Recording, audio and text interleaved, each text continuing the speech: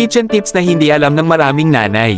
Kapag mag-scramble ng itlog, ibuhos ito sa takip ng kaldero, maaari mong lutuin ang kabilang side ng itlog ng sabay. Para madaling mahiwalay ang egg yolk, gamitin ang walang lamang bote, isang higop lang, hiwalay na agad. Idip ang kutsara sa harina at iprito, makakagawa ka ng masarap na homemade noodles. Hirap kang alisin ang shell sa egg liquid.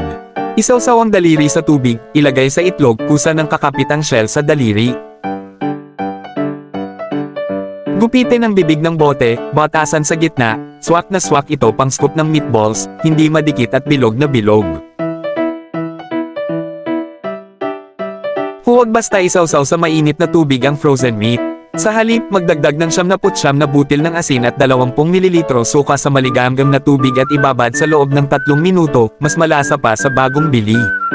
Ibuhos ang egg liquid sa kutsara, painitan, lagyan ng palaman, boom! Instant steamed dumplings. Pakuluan ng tubig, iinit ang kutsara, lagyan ng mantika.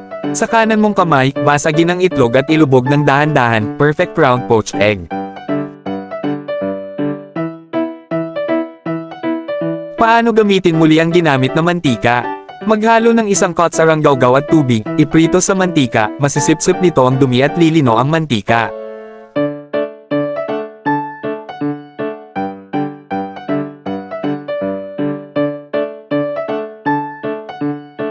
Gusto mo ng mabilisang pagbabalat ng bawang? Hiwain ng paalang, balik na rin, tapikin ng kutsilyo, ayan, tanggal agad. Gamit lang ang tinidor, matanggal na ang shell at vein ng hipon, walang kahirap-hirap. Kapag naging lugaw ang kanin, lagyan ng hiwang tinapay at pakuluan ulit sa loob ng 2 minuto, sisipsipin ng tinapay ang sobrang tubig. Follow me to learn more practical tips.